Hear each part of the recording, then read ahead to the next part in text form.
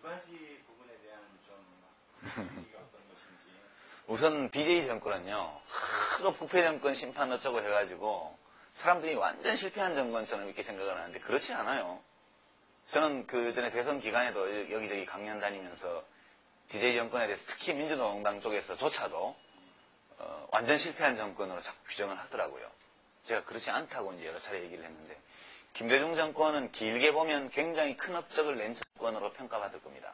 저는 그렇게 보고 있고, 특히나 이제 이 한반도의 기본 정세를 전환시킨 대통령이에요.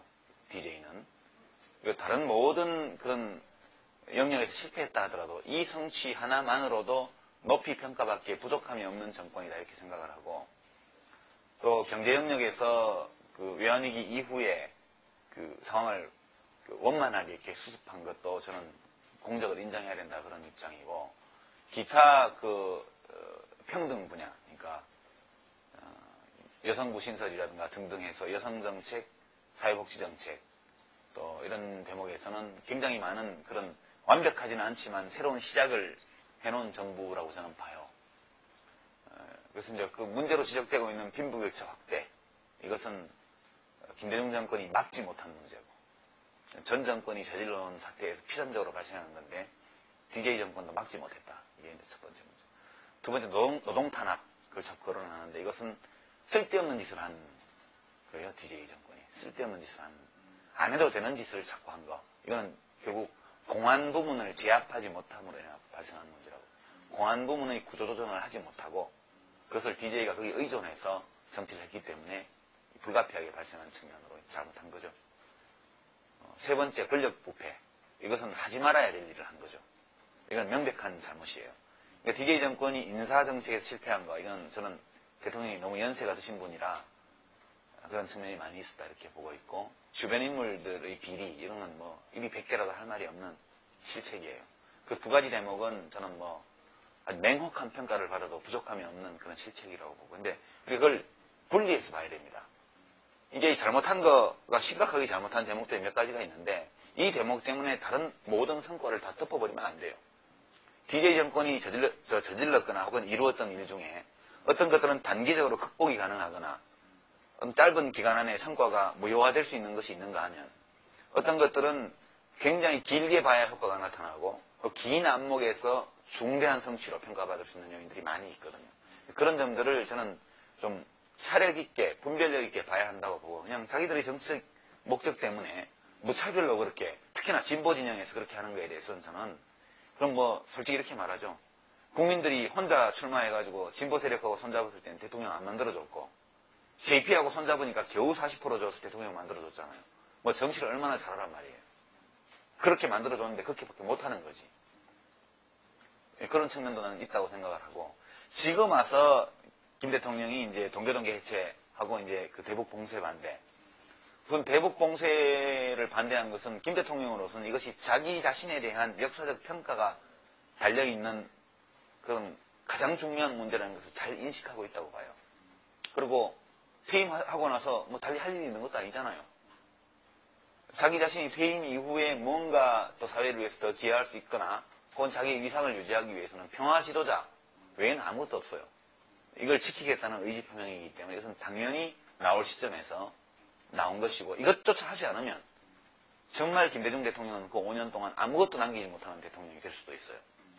그래서 그 부시의 대북 정책에 대해서 그렇게 일침을 가한 거거든요. 그거는 외교적으로 보면 대단히 무게 있는 발언이로, 그 점은 저는 김 대통령이 자기가 이룬 가장 큰 성취가 무엇이었는가를 잘 판단하고 있고, 퇴임하는 그날까지 그 보폭을 그대로 지켜나간다는 측면에서 매우 높이 평가해요.